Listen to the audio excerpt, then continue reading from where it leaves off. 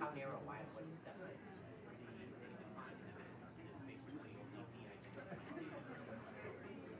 Identified de-identified privacy.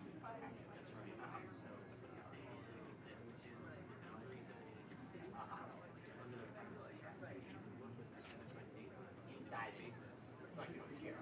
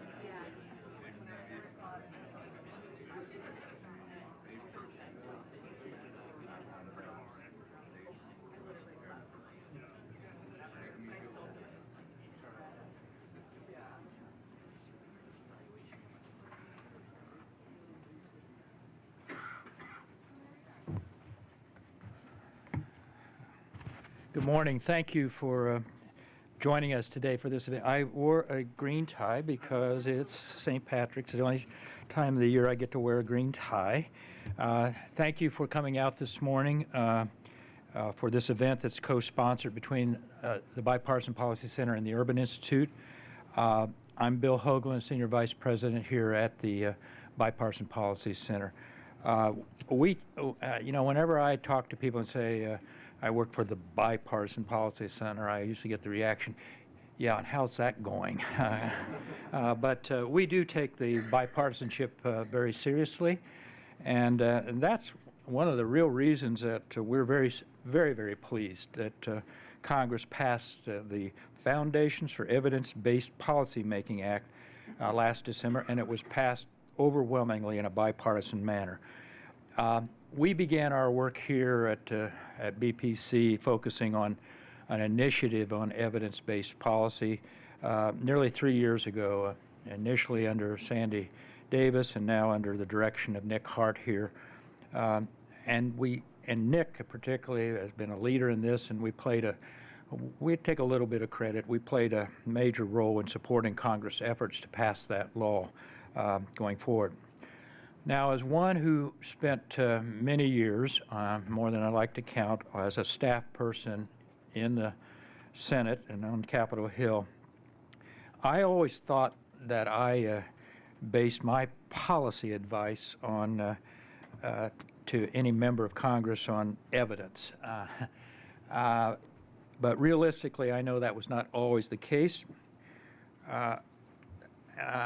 So that's why I think we're very hopeful and that the executive branch will help us in implementing this law quickly and rapidly, that there will be more input into the development of the budget as it did come out this week. And that's what we're here to talk about today, the implementation of that part of the Act, the Evidence Act, as it relates to evaluation. The provisions related to evaluation of the law were, I know, a central part of the unanimous recommendations that came out of the U.S. Commission on Evidence-Based Policymaking back in September of 2017. And the provisions will also be a key feature for ensuring that the evidence we generate is relevant and useful, and then used by really used by policymakers and staff as they advise their members in terms of what they do. Now, we all know you can, and it happened a lot, I give my best advice. That doesn't necessarily mean a member is going to follow your advice as a staff, but at least you gave them the best advice you could with the best evidence you had. And with any luck and a great deal of support from Congress and leaders in the executive, we should begin to, we hope, change and improve that culture of evidence out there in the decision-making process. So, without further ado, it's my pleasure to introduce our keynote speaker this morning, and one who is charged with actually implementing the new law. Jeff Schleckenbach is the Associate Director of Economic Policy in the White House Office of Management and Budget, and he provides the leadership for a small unit called, I just heard, not a very big unit, five people or so, for an evidence team, which is working to coordinate across government the evaluation infrastructure. Before joining the administration, Jeff was the Republican staff director of the Joint Economic Committee for more than a decade, and that's where I got to know Jeff when I was on the Hill, and he was there with the Joint Economic Committee. So please welcome Jeff to the stage, and Jeff, take it away.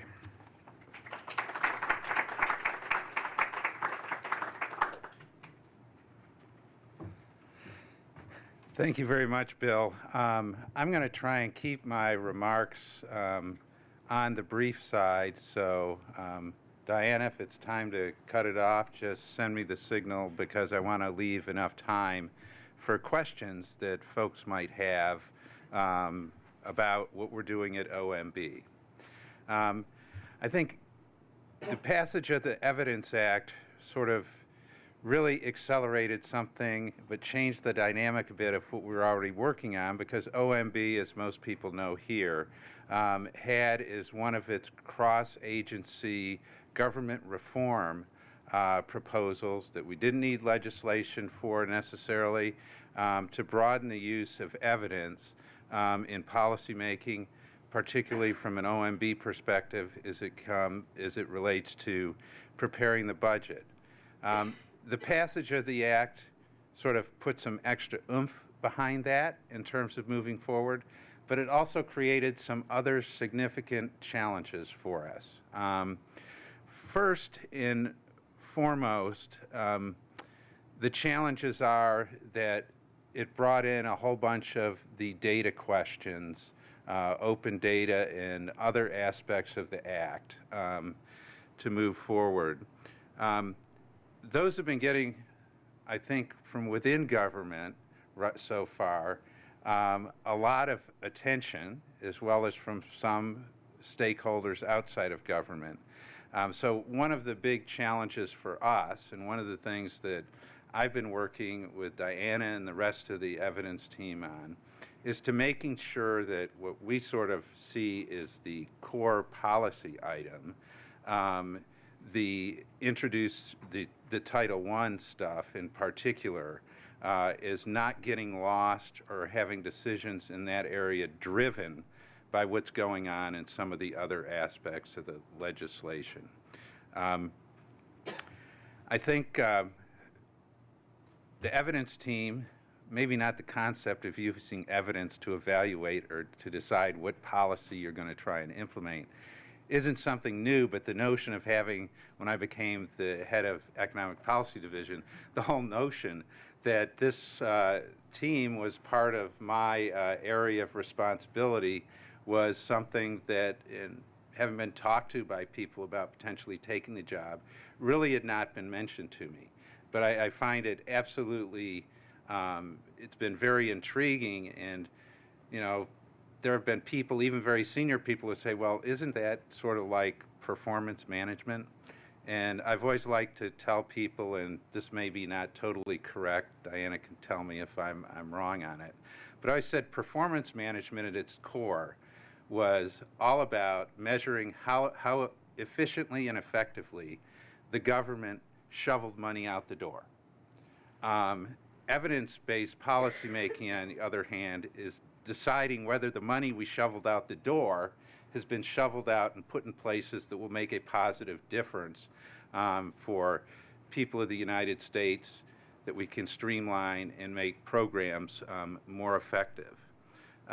So one of the things, and we're talking back beforehand, was when I got in one of the first big meetings about the evidence team and what it does with our M-side people, was the notion that we started talking about learning agendas. That's the core of what we are concerned with at the evidence team of moving forward in this legislation. It became very apparent that when we talked about learning agendas, we didn't mean the same thing that the people on the management side meant by learning agendas. So I think that one of the challenges is going to be for us to be able to drive getting people to truly understand the notion of what the learning agendas are, because from our perspective, they're the absolute foundation and critical component of getting agencies on board with and working with in order to move the policy, the implementation of the Act forward. So we're working hard at OMB on putting together, putting out the guidance to move forward on all the various aspects of the recently passed law.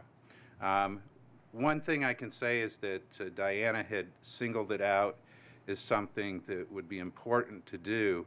So I have met fairly recently with the head of OMB management as well as CIO folks to say, hey, we've been given a huge task in terms of all sorts of guidance and activities to do in a fairly limited period of time.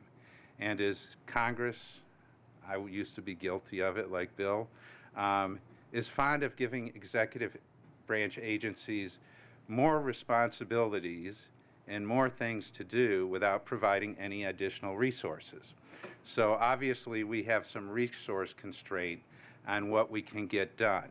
But when I met with folks, and it was the three of us, the one thing that we agreed to in our discussion was that we were going to try and hit every single milepost, if you will, in terms of putting out the guidance related to the Act. And I emphasized in particular, and so far the results of further discussions at my team level, it's clear that I managed to get across the point that to me the notion of focusing, of getting the Title I guidance out within the 6-month period, if I recall correctly, was going to be a top priority of mine, and received the pledge of cooperation from the other components in OMB who are looking at various aspects of this issue. So we're working hard on the implementation guidance, hopefully the first piece this spring, prioritizing cross-office collaboration and integrated implementation at OMB. That's a little bit about what I was just saying, is that we've tried to be very much on top of this, and kudos to my evidence team for flagging this, is staying on top of, okay, OIRA's got a particular view on some things, the management side and the data people have other view, is to try and really keep the coordination tight to where we can manage to reach agreement broadly on the issues and always keep at the very forefront of getting our guidance and things done. I think one of the other things that we want to make plain is that we're not looking in terms of our guidance. We really do not want to get caught in the trap of being driven towards a one-size-fits-all type of things. We think that the guidance needs to be flexible enough, and it needs to recognize that we have some agencies around government that have taken the notion of using evidence very seriously. We have others to which it is, shall I say, an alien concept that came down in a little pod from outer space. And it requires aligning the resources that those agencies have, and particularly how they deploy their resources, because doing this is so fundamentally different than what government agencies have done in the past. It poses a real challenge down to the level of, do you even have people who have the qualifications to be able to do the type of work that's needed when you get to analyzing the data and determining how to move forward? So trying to make sure that agencies have flexibility to take the steps to move forward is extremely important in our view. So we'll be looking to have a great deal of flexibility in the guidance that we put out. The other thing is that from an OMB perspective, we really look forward to not just working with our internal colleagues, but with stakeholders throughout government and in the private sector, the nonprofit world, to see that we get it right. I mean, this is a significant opportunity to fundamentally change the way that government does business. And I think I'll close with saying that, well, I mentioned sort of the M team, management side, the data folks, and OIRA is sometimes coming from different perspectives on how they approach these things. One of the greatest challenges for me in my discussions with Margaret Weichert, our Deputy Director for Management, has been that she, having come from the private sector world, just doesn't understand why the evidence approach is not already baked into the cake. It's like something that should automatically be there. And so it's been explaining that, yeah, in a private corporation, you can readily set up like that as the CIO, different structures and different approaches to dealing with things. But we are really literally talking about changing a culture of how the government does business when we talk about this legislation. And so it's great to have her support. She has been a great supporter of me and my role at EP in doing this. So I look forward to working with all of you, with my evidence team, to get this legislation implemented in a timely fashion, and implemented in the right way. And with that, I'd be happy to, if my time's okay, to take some questions or dodge them.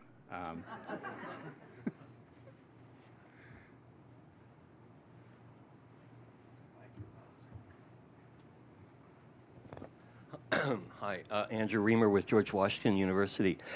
I have the pleasure of working with folks on the federal data strategy. Right. As part of the President's management agenda. So two questions. One is just connecting this to the federal data strategy, which is an effort to more strategically and systematically take advantage of data as an asset inside the federal government.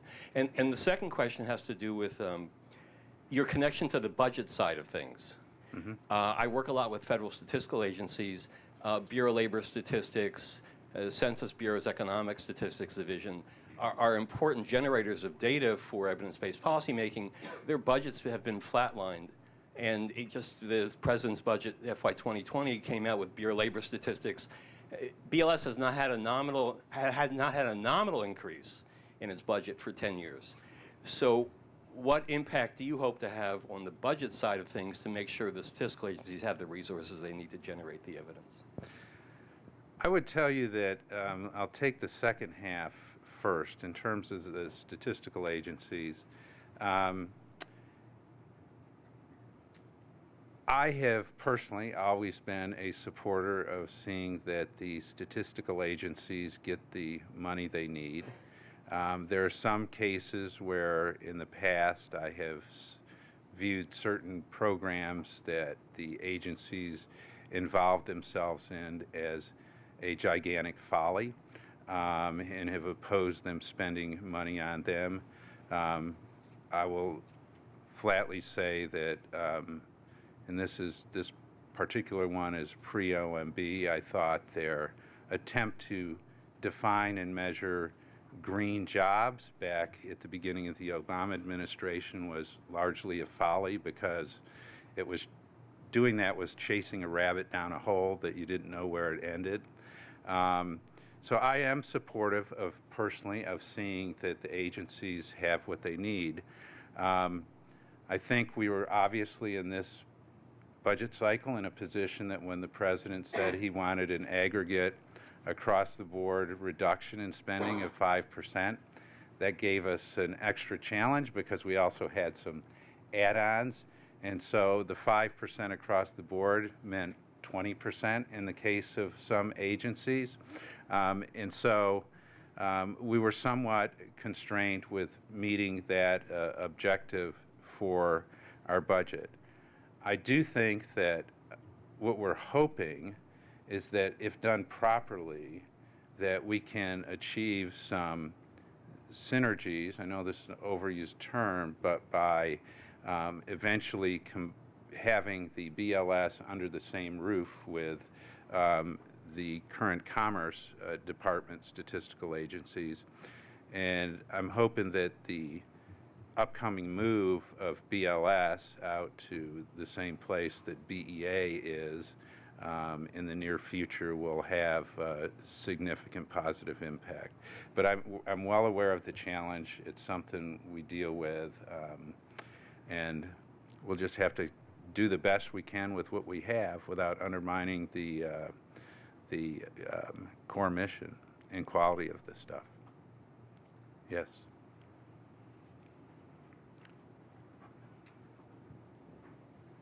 I'm Clint Brass from the Congressional Research Service, and speaking just for myself, not for my agency. So one of the kind of themes in the bill, the overall legislation across all three titles, is data sharing and working within the constraints of the Privacy Act in order to facilitate sharing. And the definition of evidence that is in Title III is also adopted in Title I, and it defines evidence as being de-identified data. But I've heard some concerns from within the evaluation community that there are analysts and evaluators who do work with identified data routinely to help programs improve and come up with learning agenda, research questions. And so one question going forward is, what are OMB's plans in how to define evidence for learning agendas? Are you going to use the de-identified data definition that's in the bill, or are you going to continue with what's currently in A11, which has a broader definition for learning agendas? Okay. My approach on this one, candidly, is to say this is going to come down to a matter of the good versus a matter of being perfect. Obviously, from a pure policy standpoint, it would be nice to work with as detailed a set of data as you can, identified data, but there's obviously legislative or statutory restrictions on a lot of data sharing. But my approach, at least at these stages, is going to be focused on how can we make this as broad as possible to make sure there's a maximum amount of data sharing, and that the data people are actually getting access to is useful. And from, obviously, for some of this plays right alongside with, for instance, the improper payments issues and things like that of having access to data. So I'm sorry I can't be more specific, but on the exact specifics of this, that's the position I take is going to largely be defined by what my evidence team actually has to tell me. Hey, Jeff. Nick Hart from BPC. I'm just curious your perspective about how engaged we can expect other senior leaders in the White House complex to be as the Evidence Act implementation moves forward. I think that remains to be an open question right now. I think, obviously, within OMB, there's going to be a lot. I think one of the big challenges for us is that we're always coming from the exact same place. I would expect, personally, I would look at OSTP as somebody who's likely to take a large interest in some of this. I know from conversations with a number of the folks at the Council of Economic Advisors that there's a significant interest there, which I think is extraordinarily positive because when it comes to a lot of these policies which have not only budgetary impacts, outcome impacts, but economic impacts, that the degree to which they speak up and participate is particularly important because they speak probably with the loudest voice on economic policy in the White House, right with NEC, but certainly Kevin Hassett and the team there of Phillipson and Burkhauser, and then a number of you may know Tyler Goodspeed, who's top economist there and absolutely fantastic. I think there'll be a group that will be involved.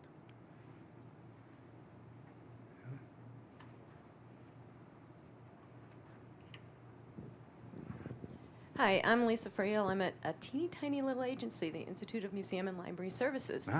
And so, reading the legislation, it, frames it from the standpoint of the chief financial officer, agencies and larger ones. So my question is, things are very different at a very small agency. So I'm curious what OMB might roll out that will be helpful to us, especially sort of providing us some top cover to implement evidence-based policy making in those kinds of settings. Thank you. First of all, it's with great pride I tell you I'm not a lawyer. So I won't get into the deep, dark legal interpretations.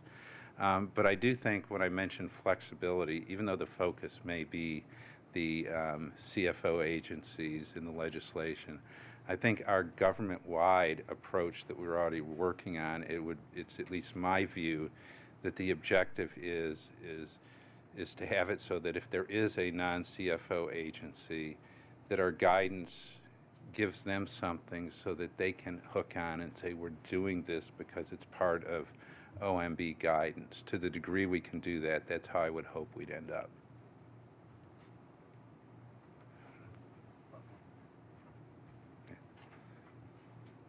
Hi, Jeff Mervis with Science Magazine. Following on Nick's question, could you talk a little bit more about what role you would hope OSTP would play and how it would move forward? Would it be within the NSTC structure? Would it involve evaluation of research portfolios? Or what role do you see the OSTP playing, and have you gotten any interactions with them to this point? I personally have not. I'm unaware to the degree to which there have been any with our evidence team or other folks within OMB. My view is that when I say involvement, it's somebody I would certainly hope we could have involved, because certainly the perspective that they come from science, a science policy and technology policy perspective, they're going to be somebody who's going to have something to contribute about how perhaps to best overcome various hurdles on the technology side. And so I just hope it's more speculative than I'm certain of it. Thank you very much, Joe. You're quite welcome. Thank you, everybody. By the way, Margaret Weichert was over here at BPC last year. She's one of the best spokesmen from my perspective out of OMB for this process. And Nick, I can't resist. Let me, before I introduce you, an editorial comment to the gentleman's question. I put together a lot of budgets in my career on Capitol Hill. I don't think Jeff can say it. That will not survive this current one. I don't think it'll make it out at that level. I believe strongly, and I'm speaking as a Republican here, I believe strongly that data is critical to making this process work. And the data agencies are critical to providing that information. That's my editorial comment. I'm going to introduce Nick Hart. He's the director of our evidence project here. Prior to joining us, he worked in the federal government for over a decade, and most recently, he was the policy and research director for the U.S. Commission on Evidence-Based Policymaking, the report I talked about earlier. In that capacity, he oversaw the Commission's policy and research support team and led the drafting of the Promise of Evidence-Based Policymaking. That was the Commission's final report. Nick worked in the White House, at Management Office of Management Budget as senior analyst and special assistant, where he contributed to writing those executive branch budget proposals, and there also served to increase the capacity for evidence-based practices across government. So welcome, Nick, and Nick will introduce his panel. Nick? Thanks, Bill. Come on up. Well, thank you all. Good morning. Thanks for joining us on a Friday morning to talk about evaluation policy. As I think the conversation has already alluded to, the Foundations for Evidence-Based Policymaking Act has a lot of stuff in it.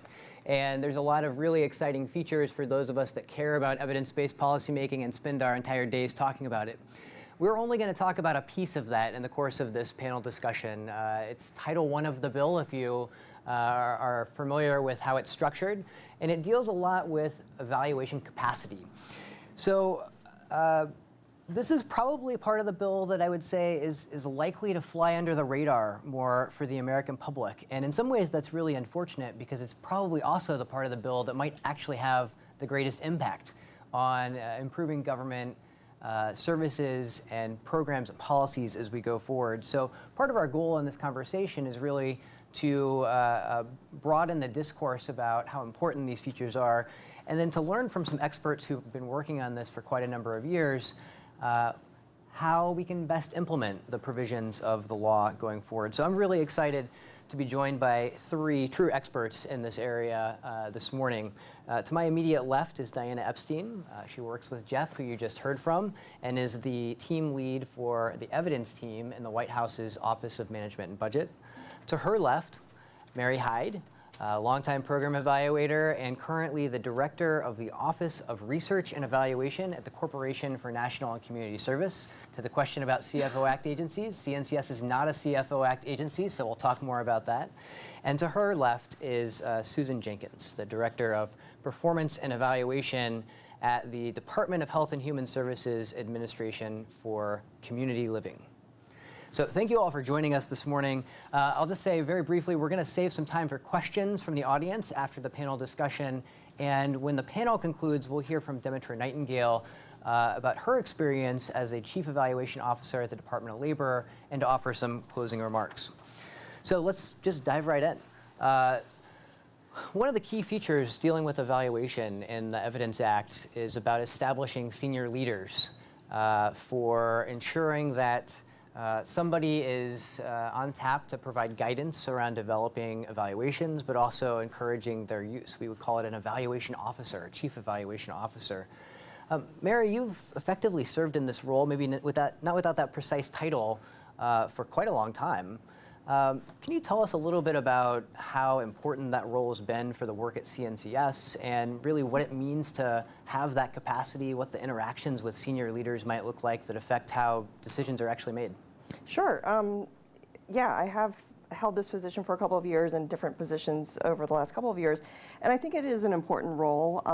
It's one important senior leadership role, and I think that an evaluation officer can bring a perspective and a set of expertise that perhaps other senior leaders in an agency don't have. They're different, but I think they're an important part of the conversation. And I think, broadly speaking, an evaluation officer, in particular in the context of this agency, has really helped the agency sort of in a broad way and then in some more specific ways. And broadly speaking, I would say that this position has helped bring the best information to bear for critical questions and questions about the agency's mission and critical decisions that the agency is making every day, which essentially add up to our ability to implement our mission and to deliver on our goals.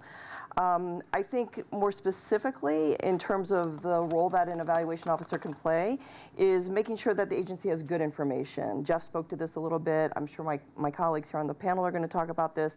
And when I say good information, I mean good information in the sense of data, whether that's performance data, whether that's more evidence in terms of data that comes from research studies or program evaluations. And I think that having that good information, helping that become available, whether it's for measuring results, whether it's for managing a program, whether it's managing performance, whether it's essentially doing a public relations sort of message.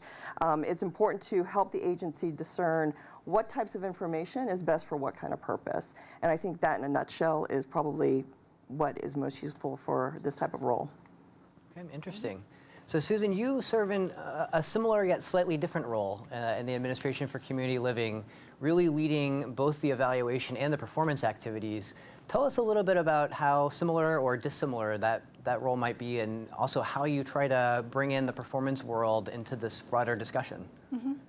So something that we've been doing for a few years at the Administration for Community Living is joining much more closely the performance work and the evaluation work. Typically, many agencies will have two different sections related to performance, sections related to evaluation, and they don't necessarily cross and make best use of each other. And so at ACL, we've been really trying to tie those two things together so that we use performance measured data as a foundation for our evaluations and our evaluation questions, and answering some of those questions to reduce burden on the grantees or other folks that we would be asking for data from. And then for evaluation, we can inform the performance measures by answering some questions that we may have to determine what might be better performance measures for a program. And so we work together on that. And we're very excited about the Evidence Act because with a learning agenda, it forces us to have agency-wide priority questions. What does the agency need to know about how it's meeting its mission, what it's doing, why it's doing what it's doing? And then from there, looking downward to say, how do we answer those questions? What's the best evidence? Sometimes it's performance measurement, as Mary was saying, sometimes it's evaluation. And so then it makes them work together. And so we're very excited about that. And then also the senior evaluation officer, we're looking very much forward to that because then that elevates evaluation a little bit with some of the other officials that we have and other officers that we have to really have that conversation to make sure that one thing is not overtaking the other things and that they can all work closely together. So thank you, Susan. And Diana, your colleague just referenced that OMB is working on some guidance around different provisions of the Evidence Act. What can you say about how you or OMB might be thinking about framing these kind of senior leadership roles to make them the most productive going forward? Yeah, so as Jeff alluded to, I mean, we are really prioritizing an integrated implementation approach, which is, frankly, different for how we work at OMB as well as different from how a lot of agencies work. So I think the worst thing that could come out of this is for all of us to sort of fall back into bad habits, retreat back to our particular turf, and sort of relive those turf battles like we always do. So we are really working across offices to think about how the law needs to be implemented, in an integrated way, both at OMB and, of course, at the agencies. So, and this offers a real opportunity to work across those silos. So there is an evaluation officer position, there's a chief data officer position, there's a statistical official now. And so these folks really do need to work closely together in order for this law to be implemented effectively. And in the context of evaluation, I mean, it's extremely important, right? So you have to have high quality data in order to do evaluation well. And that is going to take multiple stakeholders throughout the agency working together to make sure that data is high quality and that it's available and accessible. Whether that's for analysis at an agency or even across agencies. So there's going to have to be a lot of collaboration. I think a couple of my colleagues here alluded to elevating the evaluation position, which is of course extremely important, but it doesn't diminish the fact that they're still going to have to work very closely with senior officials across the agency, including the other two new positions. So I like to say collaboration is really important, but it's also really hard to do. And I think you've just alluded to it. Are there things, and I'll open this up for all of you, I mean, are there things that you could recommend to new evaluation officers or teams that are in agencies trying to figure out how to do this collaboration that they could most effectively start to ensure that they're actually talking across these organizational silos? Well, I think it's as simple as building good working relationships. I mean, you have to engage your colleagues. You have to always think about who needs to be at the table and what perspective needs to be there. And fundamentally, it's seeking people out. It is building those sort of positive working relationships. It's building some common ground and shared understanding of not only terminology, but what this whole evidence enterprise is. And it's sort of day-to-day relationship building, I would say.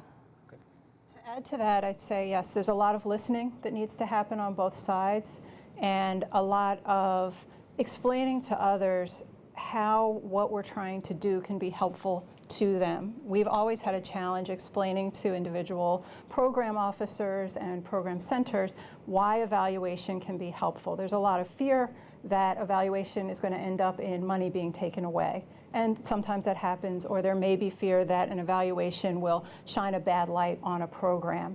And so I think having conversations about how evaluation can be helpful, having that give and take and that open, transparent conversation about there may be some negative things that come out of an evaluation, but there should be some positive things, maybe unexpected things that also come out of it, and that those things will be balanced, those things will be reported. And so reducing some of that fear, I think, is important. Can I add to that? I think Susan raises a very important point, and I think it speaks to Jeff's earlier point about creating a culture. This is a culture shift, and I think if you can work with your colleagues to create a culture of learning where failure is okay, where some risk-taking is okay, and that you view that as an opportunity to learn and improve, which is not an easy task. It's not typically the culture. It's often more about funds coming or going. It's thumbs up, it's thumbs down, and that can be challenging. Well, it's interesting. It's almost one of the potential great values of having a senior leader to talk about evaluation is to also talk about the various purposes of doing it. That this isn't just about beating someone over the head to say we're disappointed with the results. It's about improvement and learning, as you said. Diana, anything to add on collaboration? I'll just add one thing that hasn't been mentioned yet is that I think the Evidence Act offers a real opportunity to increase collaboration across agencies as well. And I think some of the data access provisions in Titles 2 and 3, which I know we're not focusing on today, but that will help facilitate a lot of this. So shifting to a culture where sharing data becomes more the norm with appropriate, protections, of course, that's going to help open up some of these conversations where agencies can start to work together to figure out where there are joint interests. And I think we'll see more and more evaluations that span policy areas that cut across agencies. Great. Well, I think it's safe to say that how agencies choose to establish a chief evaluation officer, it's probably going to look a little different across agencies. And another area that we might expect some slight differences in exactly how it's most effectively implemented is the concept of a learning agenda. So this is the Evidence Act's provision that sort of directs a kind of strategic plan for research and evaluation activities. And you all have had a lot of experience already working on learning agendas. Mary, you're in fact, before the law was enacted, your agency was already in the process of developing one. What can you tell us about how the organization has seen that as a valuable exercise to go through, even internally in the deliberative discussions, but sort of what do you also hope to get out of doing it as the work goes forward? Well, I think I have found it valuable. I'll let my other colleagues decide if they have. I think it's an important process, and I think that one of the things that we hope to get out of it, and I'm sure other agencies will hope to get out of it, is it's a place to sort of come together to have a conversation about what are the priorities, what kind of burning policy, program, practice questions does the agency have, prioritizing those, and then talking about, given the current resources, how are we going to prioritize those resources to address these questions? And I think a little bit more specifically, it allows people to have very tactical conversations about what it's going to take. What type of activities is it going to take to answer these questions? Is it a series of research studies? Is it a series of program evaluations? Is it a literature review? Is it convenings where people from evaluation shops and program shops have a chance to reflect on findings and have a conversation about what that means for practice? Is it resource development? Is it a series of briefs? Is it a webinar? Is it a curriculum? So all of these kind of conversations, both strategic and tactical, sort of surface when you're trying to develop a learning agenda. And I'd say that's true for our agency as well, as we've had these conversations as we try to sort of finalize an agenda and get it ready for publication. These are the types of things that surface, and it allows us to grapple with that as an agency and not just a single evaluation office. So should we expect a public learning agenda sometime in the near future? I would say sometime in the future, yes. That's pretty vague. Yeah. Susan, where does ACL stand in developing a learning agenda? Is it something you all are working on? Yes, we are, and we will publish that in the future as well. Mm-hmm. I love the specificity we're getting here. Yeah. In the future. And so what we've been doing, we knew that the work was going on by the center, by the commission, so on and so forth, and we were really excited about that. And HHS, of which we are a part, has also been very supportive of this and working with the various different officers that work on evaluation and performance to talk about this and to prepare for this. So with all of that, ACL has put into place the beginning of a learning agenda. In 2018, we published a learning and agenda approach to explain what we were going to do. We explained it internally, but then it's published on our website, so it's external as well, in terms of what we're going to do, how we're going to do it, that kind of thing. So we are in the process of doing that. We're going to various different centers within ACL to ask the leadership, as well as the senior leadership, what are these priority questions? What do people need to know? What do people want to know to be able to make sure the programs are doing what they're supposed to be doing in the best way possible and helping the most people?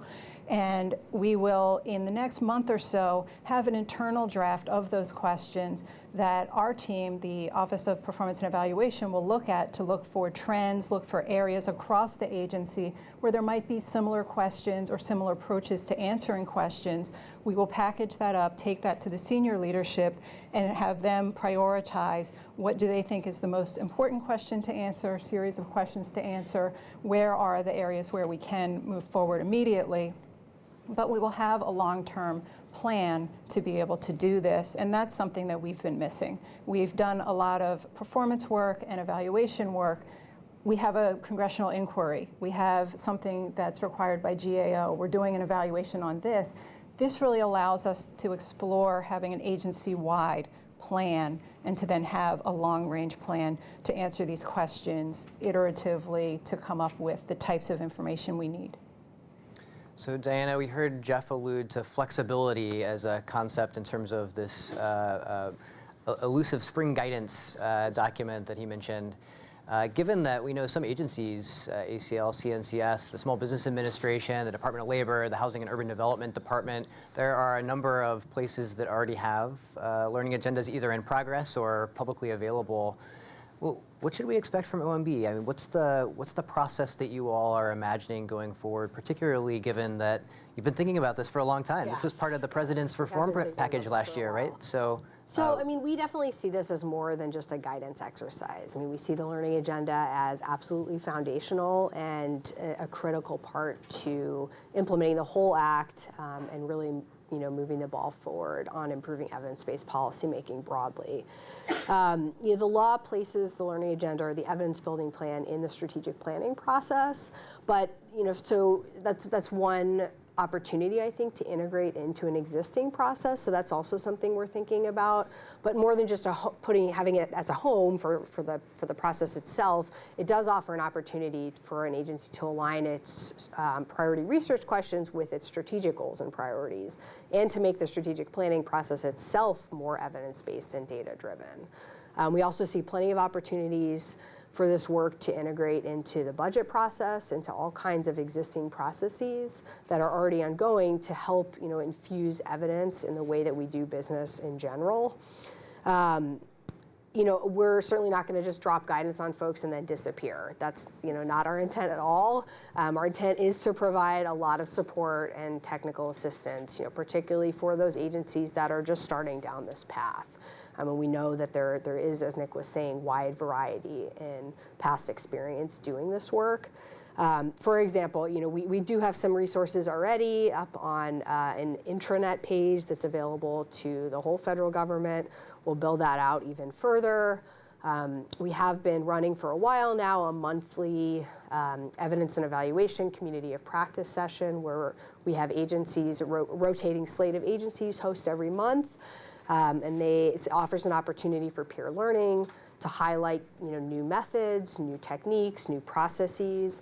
We've actually had a couple on learning agendas in the past, and this is another venue where I think peer sharing is going to be critically important. And we do plan to convene the evaluation officers on a regular basis to help support and build that peer network.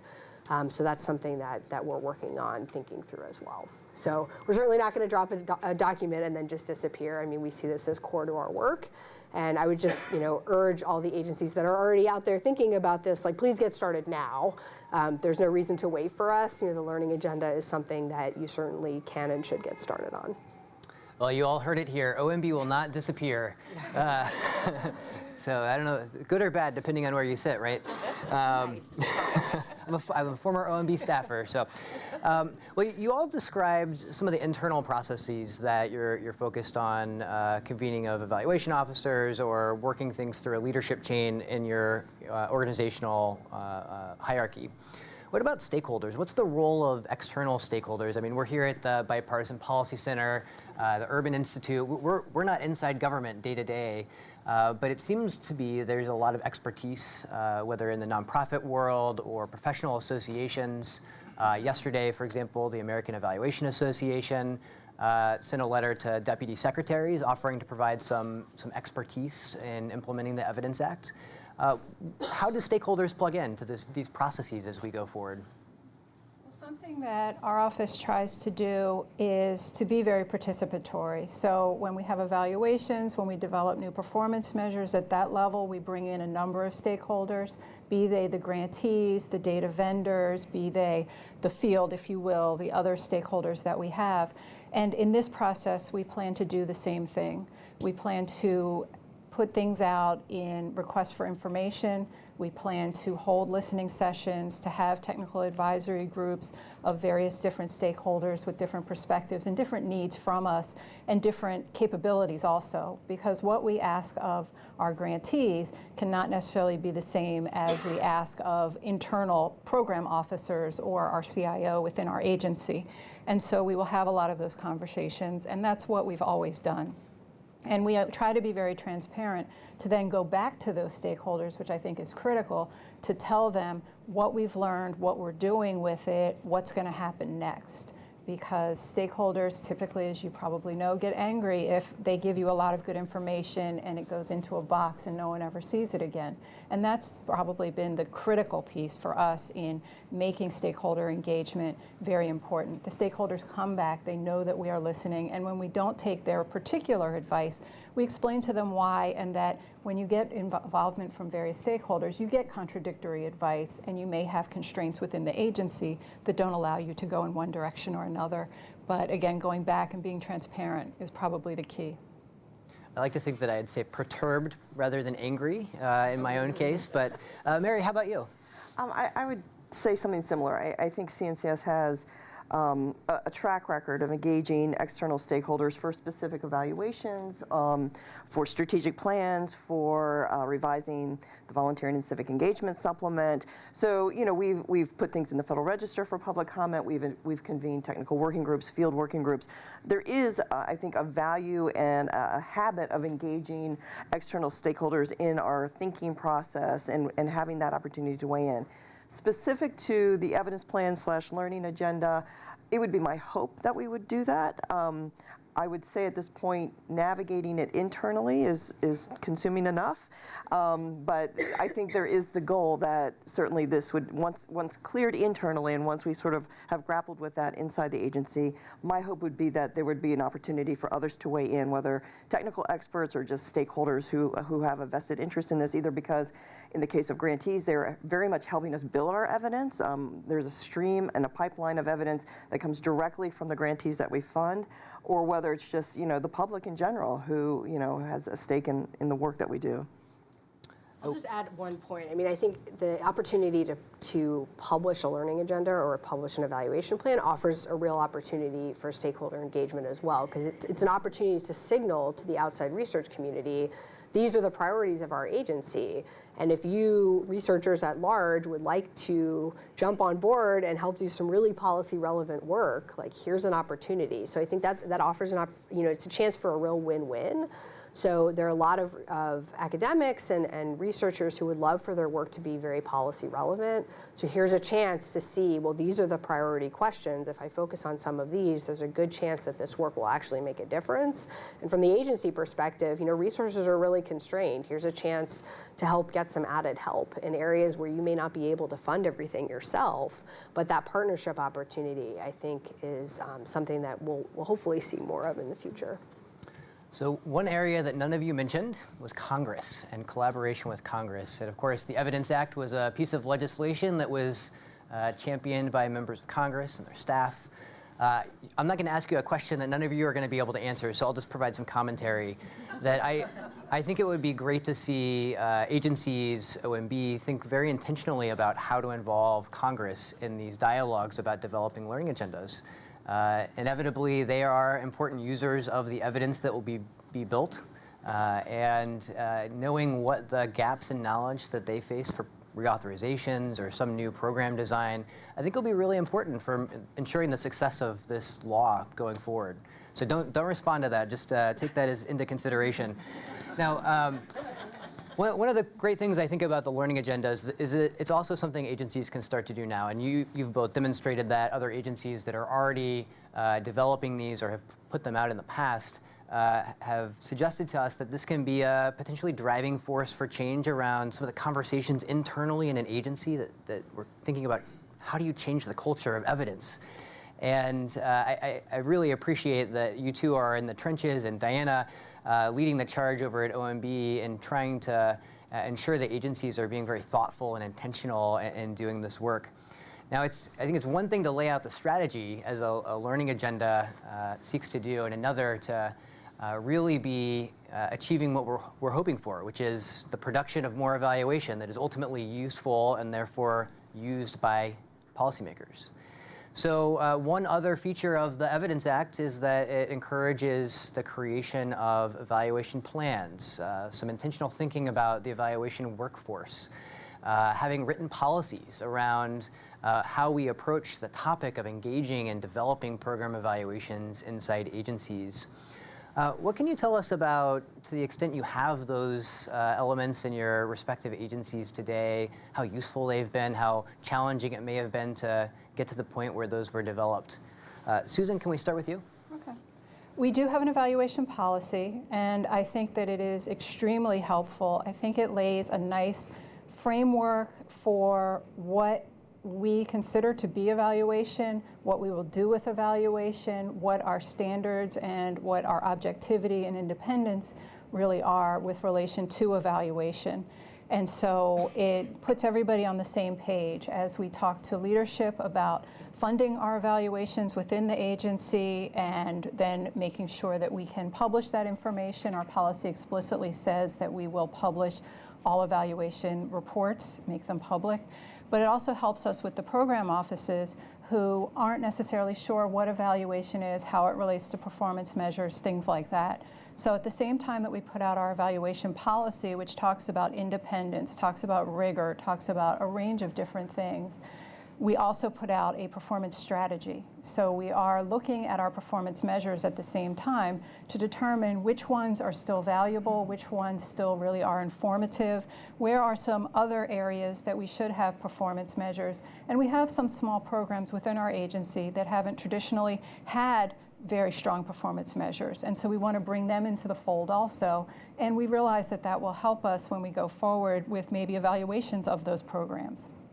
If we have good performance data, that's a starting place to really look at what can we evaluate. We can use that as a foundation for that. So we're really excited about that. And our evaluation plan, we've been talking about it, but we really are waiting to have the learning agenda. And when we determine how to answer those priority questions, which ones come from research, analytics, performance, evaluation, that will help us to determine our evaluation plan. And it gives us an opportunity to have an agency-wide plan. If I can take another minute, the way our operating division is, my office is funded by one part of the operating division, by the administration, under the Administration for Aging.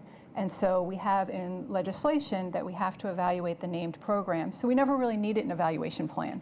We just knew that we had to have a schedule of when we were going to evaluate these various different named programs. It was already written out.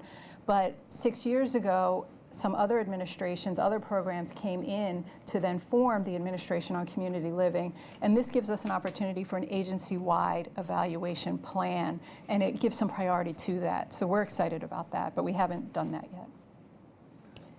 I would pretty much echo what Susan has said, with maybe two additional points. I think the evaluation policy, we have one, it's publicly posted, and I agree that it has been useful in terms of not only an educational tool internally and externally, but I think it's also been an important public policy to point to when there have been moments where people have wondered whether or not something should be posted, whether or not people agree with an evaluation or not. It has sort of given us leverage as an office on occasion to say, but this is our policy and this is why this is going to be made available. Do we have to shout it from the rooftops? No, we do not. But it is something that's going to go out to the public. So I would say it's given us leverage in addition to being a learning tool and something to help educate. I would also agree with sort of what you've been saying around the learning agenda versus an evaluation plan. I see them as two sides of the same coin. So you have to sort of identify your priority questions, but it also makes you boil down very quickly exactly what your evaluations are going to be, what your research studies are going to be, what your activities are going to be, and mapping resources to that. So it becomes a very concrete activity. And that's all underway. And it lives in different pieces. I mean, we have to develop a spend plan, and so that kind of lays out what you're going to be doing. Programs have dollars that they have to spend towards evaluation. So it kind of happens in weird places, and I think coming up with a coherent plan, a multi-year plan, gives you the opportunity to bring some harmony to all of those sort of disjointed processes, to your earlier point, Diana, about integrating into budget processes or strategic planning processes. It kind of makes evaluation show up and pop up in these different processes as well. So I think having to come up with a coherent plan will allow us to sort of streamline a bit of that. Now, you mentioned using the policy as a lever to release reports. Is transparency one of the elements of the policy? Yes. And is Yes. it same for ACL? Yes, Yeah. and Very our good. policy is very similar to other policies that have come out in the last 5-10 years. And we took the learning from other agencies. We didn't invent something new. We adapted, but we used what was proven to work, and that's one of the elements. So I want to ask each of you just a quick question about the workforce to do all of these activities. So obviously the Evidence Act has a lot of directives of things that agencies are going to be expected to do. And at its core, we need evaluators to evaluate. What do you see as the kind of next step here in encouraging this workforce? You all have successfully built some teams across each of your agencies. Where are our biggest gaps in thinking about this workforce as we go forward? Diana, can we start with you? Yeah, so I mean, I think the biggest challenge is that capacity right now is so widely variable when you look across the government. So we have some leaders up here who have, you know, a long history of a strong evaluation unit with very high quality and good people doing this work, but that's not the case everywhere. There are a lot of agencies that really don't have evaluation expertise at all, or they may have one or two people sort of buried deeply in a bureau or an operating division somewhere. So that is certainly going to be a huge challenge if we're going to make evaluation a key part of how agencies do business across the government and really elevate it. The capacity right now is just quite varied, and so we're going to have to build that capacity up in many places. You know, there's a couple challenges. Evaluators are skilled professionals. They have lots of other opportunities, but we need good people to take these jobs in the government. It can be very hard to recruit evaluators. You know, there's not a job series for evaluators right now, and that's one of the things that the law tasks OMB and OPM to work together on thinking through. So, you know, it can be challenging when you can only hire someone as a program analyst, and coming from the outside, you may not recognize that that actually is an evaluator position. You know, similarly, it can be challenging to develop a career ladder for folks. You know, a way for them to advance in their careers inside the government. So that can make retention really hard. So there's a number of challenges that we face. I think there's some good provisions of this law that hopefully will help to mitigate some of those. Completely agree. All right, great. Susan, anything to add? I do agree, and I want to just point out that we need people with a range of skills. We absolutely need professional evaluators. We need people with the research knowledge to understand the research methodologies so that they can look and say, this is a stronger methodology, this is an appropriate methodology, those kinds of things. We need people with a data science analytic background as well to say these are strong analytic approaches, this will work, this won't work, these data will support this type of analysis, these data will not. You can put data into an ANOVA or a regression model, but they don't always belong there, and we need people to be able to say that. And to look at data quality. We need people also that understand the government, that understand time and resource constraints in terms of the time that it takes to go through Paperwork Reduction Act clearance, in terms of the acquisition, the budgeting process for when you fund an evaluation. And we need people that can translate between a lot of these areas and to moderate expectations, I think, as we go to the centers, as we go to the different parts of our agencies to talk about learning agenda and questions and evaluation plans. We are bringing people on board. Hopefully they're getting excited. They want answers tomorrow. And with our Paperwork Reduction Act timeframes, with our acquisition timeframes, and with the time that it takes to do a good impact or outcome evaluation, we won't have answers tomorrow. We won't have good answers tomorrow. So we need staff that can do all of those things. Well, when you lay it out that way, it sounds really simple, right? This is, we could probably have a panel discussion on each of the features that you just described. So I think one of the important things to highlight here in just thinking about the workforce is that this is going to be a challenge going forward, but also an important one to spend a lot of intentional time figuring out how to do well. Just say, I think having this elevation of evaluation may actually help us with the workforce, because I think it will give people opportunities that they may not have otherwise had, give them voice, if you will, for dissemination of results that they may not have otherwise had without a strong evaluation policy. Well, and to Diana's point, making it visible. I think this legislation has the potential, to your point, of sort of making folks aware that you could actually have a career as a professional evaluator inside of government, so that it's not some oddly named position in USA Job Series that no one's even going to know to look for coming out of That never graduate happens. school. Exactly. 0101. Yes. So we'll try to not talk in the codes, right? Well, so if you are interested in becoming a program evaluator, look forward to the job series coming soon, or you can talk to one of our panelists. We have some time for questions from the audience, so I want to open up the floor for those of you that are in the room. And to the extent possible, we've tried to concentrate today's discussion on Title I evaluation capacity issues around the bill. So it would be great if, to the extent you can do it, keep your questions sort of in that framing. Right here. And if you could also tell us who you are and where you're from. Hi, I'm Tamar Bauer with Project Evident, and it's a startup organization focused on developing the capacity of nonprofit organizations and practitioners to develop their own evidence by providing expertise, tools, and guidance to those practitioners. And my question for all of you really is, to what extent, you talk about the lack of capacity within the government agencies, it's an enormous, but there's a similar lack of capacity within practitioners for developing more information about how to develop programs that work. And we don't have enough programs that work, we all know that in the country. So to what extent is there interest and conversation focused right now as a part of the Evidence Act on providing support to practitioners to develop more of that capacity? So it, in theory, should be a part of their core operating costs, having that capacity, whether it's provided in-house or in a third party. So to what extent is that part of the conversation now, or might it be in the future? I can't speak to what the Act says. Diana might have some insights on that, but speaking for our office, I think that's a central activity that my team does, not only for staff inside of the agency, but also for our grantees. And so we are very cognizant of the fact that there is a need to build not only financial resources through grant making and other things to allow folks to build their evidence and to learn how to do evaluation and all of that good stuff.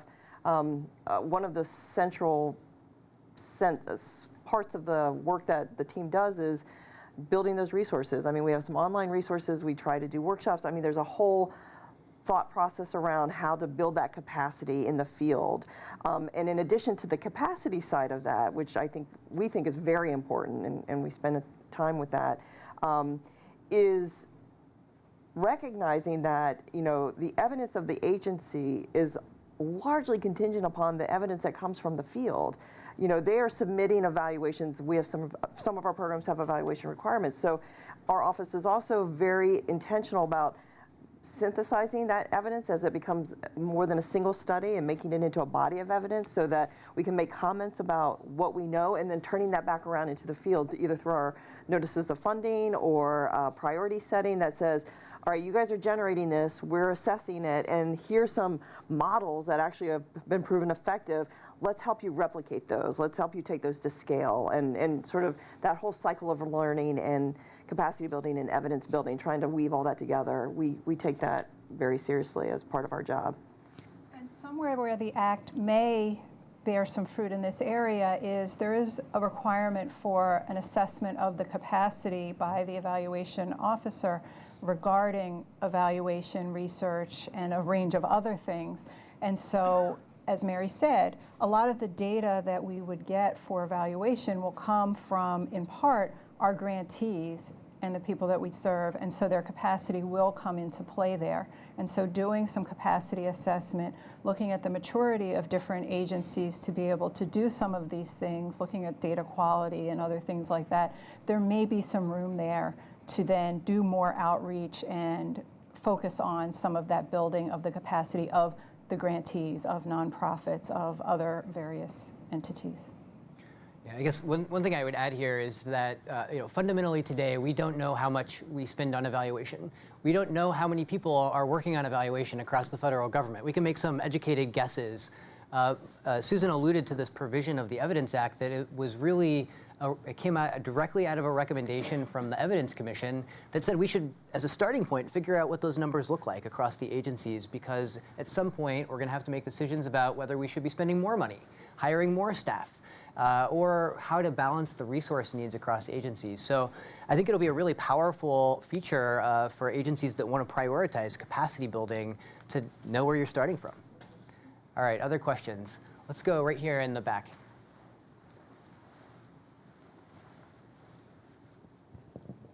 Hi, my name is Steve Perkins. I've done academic research and survey research and marketing research for a long time, partly with federal agencies, mainly in financial services, and partly in private sector financial services. And I guess my question is about sort of the scope of an evidence team. Data analysis is a good thing, but then beyond that, your customers, your clients probably really want to know recommendations, sort of what's the next step after just the data analysis. And so I'm wondering about how far do you see an evidence team going toward making recommendations and suggestions? And that also then is going to be related a little bit to the team of people you have, the skills that people have, because as a longtime data nerd, I know that those are different skills between just data analysis versus policy construction. So what do you see as the role of the team in making recommendations and suggestions for policy? Diana, who leads a unit called the evidence team. Yeah, I mean, I think it's it's an interesting question. I think it largely depends on sort of where you sit and who your immediate audience is. So, for example, I think there's one thing you mentioned is just the ability to analyze the data, but I think the next step, even before you get to recommendation, is connecting that analysis to the policy relevant context. So, and that, I mean, we don't even need to get into how far you're willing to take a recommendation, but understanding what the context is, understanding what the question actually being asked is, and how that interacts with a variety of policy levers is very important. I think that's even on the front end, and how you frame the question and what kind of analysis follows. So you need people who are not operating sort of in isolation, but really understand the operating environment of a policy context, and that is unique, I think, in the government and where we all function, that maybe is slightly different from the private sector in some cases. Just sort of one piece of it, but I'll let my colleagues kind of jump in. Add to that, and Susan alluded to it, you ask about the team and your evidence teams and how far they take this. I think you need folks who not only know the analytical sort of techniques, but being able to sort of translate that in the policy context, in the programmatic context, and being able to understand that it's not only their job to know the technical side of the statistics or the design or what have you, but to understand who your audience is and what their information needs are. So you have this analysis. Well, hopefully you didn't just do it because you thought it was interesting. Hopefully you did it in response to somebody's specific question. And then being able to broker that knowledge and broker those conversations and doing that sort of sorting out and thinking through with hopefully your end user saying, well, what does this mean to you in terms of your practices and your programs, and if it's leadership, the policies of your agency. It's people who are willing to engage in that and understanding that that's as much a part of their job, if not more a part of their job in these types of contexts than simply spitting out the data. So you have to hire the folks that know that as well. And I mean, program evaluators get trained in that application and that brokering, I think, in many ways, but it is a certain skill set. It's not necessarily a given. So I don't think I have anything I can add to that. So in our last couple of minutes on the panel, I just want to ask each of you to take a minute and think about where the greatest risks implementing this new law might be for the field of evaluation. What do you see as the biggest challenges as we go forward, and what should we be doing now to help mitigate those and plan for them? Diana, can we start with you? Sure. So, I mean, one huge risk is this just becomes another long set of requirements that folks feel like they need to just check off. Okay, we have 8 new things we have to do. We're just going to go through them as quick as we can, comply with the law, and then move on. So that is not going to be successful implementation. That's sort of the opposite of successful implementation. So that I think is obviously a huge risk. Second is that evaluation becomes or continues to be in some cases a one-off activity. So it can't be this thing that just happens on the side. It needs to be a core part of the key processes that an agency is undertaking and to inform those key decisions at critical points. So I think those are certainly two that I would highlight.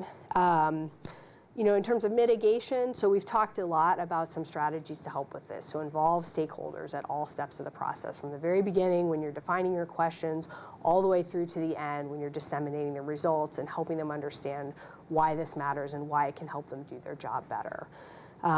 We've talked about flexibility as well, that there's no single approach to doing this work. There are certainly ways that we've seen work better than others, but we're going to have to be flexible. These documents have to be tailored to meet agencies' unique needs and particular contexts, and that's the only way they're going to be useful, because these processes have to be useful.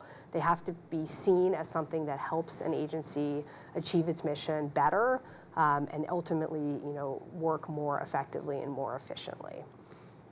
I would agree with all of that, and I would maybe add two related ideas to that. And one is, I think the risk of it becoming one more sort of OMB mandate that we all have to adhere to is that it gets lost. I mean, I think this can be very confusing. For folks who don't sit in an evaluation office, they're saying, well, what's the difference between this and a strategic plan? And what's the difference between this and the budget process that we're going through? And how is this one more thing? So it can get muddled. So I think the risk of not being clear about the integration task versus what is distinct among these related activities, getting lost in translation, I think is a risk. And I think the other huge risk is that whether it's the executive branch or the congressional branch or your own leadership, if this becomes a punitive exercise, which has always been the risk outside of this particular piece of legislation, but evaluation in general, if it becomes primarily a punitive exercise, then it's a lost cause. I think another potential risk is the silos that we currently have in many agencies, and even in the field in many cases, where I've seen examples, as an example, of agencies that develop a performance data collection system. And the data collection system is developed by IT developers, software developers. And yes, technically the data can go into the system. That is true. But this one particular example I'm thinking about, the data came out as a PDF. You can't analyze a PDF. And so because there were not analytic people, because there were not evaluation people involved in the development of the system, technically it worked. It checked all the boxes, but it didn't actually work for the purpose because you could not get the data out in an analytic file. And so having those types of silos, and that's an extreme example, but that I think is a big risk. And then also the resources. If we need to reorganize the workforce to some degree, if we need to bring in new ideas, if we need to do more evidence activities, there may be some resource constraints that we will be facing, and I think that that's a tremendous risk as well. Your description of the PDF is giving me memories of being a young researcher sitting at a computer for hours transposing data. So I think we've probably all got our story there. So needless to say, the things that you've all mentioned, I think, are really important for us to keep in mind as the work goes forward. And potentially one angle that we can ensure is prioritized is making sure this stays on people's radar. That senior leaders in the White House or in Congress are continuing to ask questions, that those out in the research community or in professional associations, stakeholder groups are continuing to ask agencies questions and involved in the process of developing the learning agendas, helping to identify the evaluation officers, supporting the enterprise. And there's no doubt it's going to be a lot of work. I think you all have made that very clear, that there are certainly a lot of challenges going forward, but it also seems that there's a lot of promise and a lot of opportunity here. So I want to say thank you to each of you for sharing your expertise and your experience with the audience. Let's give the panelists a round of applause. So I'd like to now turn to our final speaker to offer some closing remarks, Dimitra Nightingale, who is a partner with us in this event, an Institute Fellow over at the Urban Institute, previously served as a Chief Evaluation Officer at the Department of Labor, and I think is safe to say dealt with many of the challenges that we've just described on the panel. So Let me turn it over to Demetra. Thank you. Right. As I was listening, I was also scribbling notes, which I now could talk for hours, but I'm not going to. First, I want to thank all of you for coming and thank Nick for collaborating with the Urban Institute to make this forum possible. I want to make comments, I think, in 4 areas that all of the speakers so far have talked about and that sort of relate to what we had to do at the Labor Department to move forward. One is flexibility. The second is the workforce and the staffing. A third is collaboration. And fourth is culture change. And sort of some of these sort of meld together a little bit, so bear with me. I think the flexibility issue that we heard Jeff and Diana both talk about is really critical because, as we've already heard, and as our museum and library colleague also mentioned, every agency is at a sort of a different stage of evolution and capacity around program evaluation. And so it's really important to have that context so that there is not just a one-size-fits-all approach to evaluation, to a learning agenda, and to capacity building. So, for example, at the Labor Department, we still have, I'm not there, but there are 17 operating agencies. I think there are others here from Labor. And those agencies were also on a continuum. So the challenge for the Chief Evaluation Office was to come up with a process that would work with agencies that had absolutely no idea what evaluation is, or they thought evaluation was really an up or down vote on their budgets, versus very sophisticated ones that have done experimental random control trials for decades. And so the flexibility that OMB will give will be important to have a strategy that meets all of the agencies on the continuum wherever they are. Second, on collaboration, which I think that Jeff began, and we've certainly heard from the panelists and some of the questions. Evaluation, performance analysis, statistical and data analysis are related, complementary, but different. And it would be a real mistake to either subsume evaluation under statistical analysis or develop a process that doesn't allow for the visibility, for the elevation of rigorous program evaluation within the whole range of activities that relate to evidence building.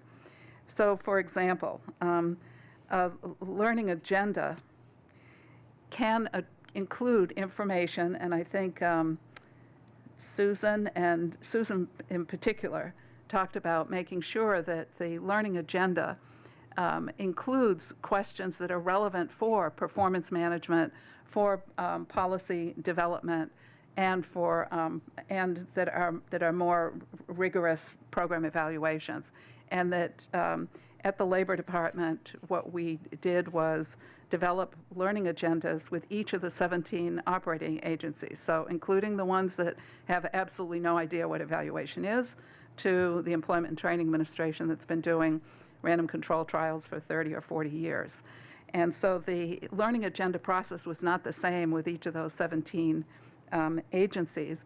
And in each case, what we tried to do, and the evaluation staff worked with each of the agencies, and to identify what the priority questions were that they wanted to have answered at any particular time.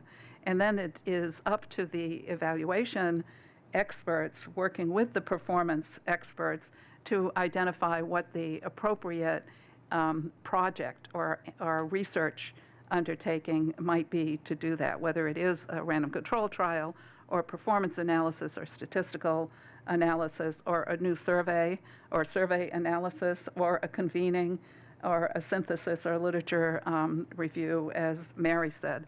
And so the learning agenda really laid out the research questions of interest Some of those might be political priority, some may be programmatic priorities, some may be research priorities.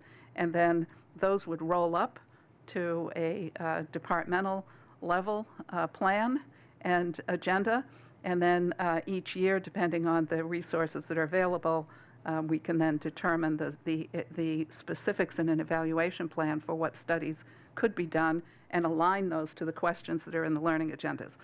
Sounds complicated, and it is. It takes probably, at a department like the Labor Department, which is sort of a middle-size agents department, probably took 3 or 4 months, I think, to get all the learning agendas. Some of the learning agendas were 2 pages long. The Employment and Training Administration, I don't know if anyone's here from ETA, the first one that they did was 150 pages long. So we went from a 2-page document in some agencies to 150 in other agencies, and so it's a challenge to keep at it. Which brings me to my third point, which is the qualified staff, and this already has come up. Yes, certainly the evaluation office needs to be led by a strong evaluation professional with professional training as an evaluator, a methodologist. But the team, the staff, needs to include not only people who are strong methodologists, but also the ability to interpret and communicate the results in a way that make the findings from evaluations relevant to the program offices, to policy makers, to the political leadership, and that the decision makers in any particular administration they're going to have different priorities. And so the challenge, I think, is to figure out a way that you've got staff that are able to make research and evaluation relevant and to address the questions that are important to whatever the leadership is at any particular time, as well as respond to the congressional mandates and requirements that exist, and address the important programmatic questions, which always are about program improvement and improving results, which relates then back to performance. So being in an evaluation office and being an evaluation officer is not sort of a typical traditional administrative position that any SES can just slot right into. It really requires an understanding of the methodological and academic side, as well as sort of the political and organizational and government reality that you are trying to make your work relevant to. And that relates then again to culture change. And Jeff started by saying culture change is about how government does business, and evaluation can fit into sort of thinking about the culture change in important ways. Many people think of evaluation, as we've already heard, as sort of a threat and something to stay away from. Some of it is sort of lingering negative feelings about the old PART system, performance assessment and rating tool, which was sort of viewed as more of an up or down vote at the beginning. Over time, it became more evidence-based, but there's still lingering concerns that evaluations and any analysis will lead to losing budget in some way. And so it is critical that the evaluation offices and officers are able to think about relationship building, to explain in realistic ways that are true that evaluation can help. I'm from the evaluation office and I'm here to help, and they don't run away from you, but instead it's not a threat, but it is an assistive function that can help to improve, continuously improve, and to also innovate and identify new areas to move into. So it is a difficult issue around culture change. What we did at the Labor Department, we did a number of things, but certainly the policy statement goes a long way. And as Susan and Mary said, our policy statement, which was developed, I think, in 2011, had ethics, rigor around quality methodology, design, and independence, so that there's not undue influence, whether it's political or from OMB or from the operating agencies, on identifying sort of what the studies should be that should be done. Transparency and open dissemination, I'm going to add one point to that in a minute, and relevance to the programs and to the political and other leaders in the departments. The transparency and dissemination, certainly from an academic perspective, is critical, and one of the two areas that probably are the most challenging, one is how to maintain an independence and sort of an academic freedom, independence, and transparency and dissemination of information. And so the policy that we came up with at the Labor Department, which I spent a lot of time talking to, like the IRS, I don't know if anyone's here from the IRS, and the SEC, and some of the other departments that have enforcement responsibilities, like the Labor Department does in many of the agencies.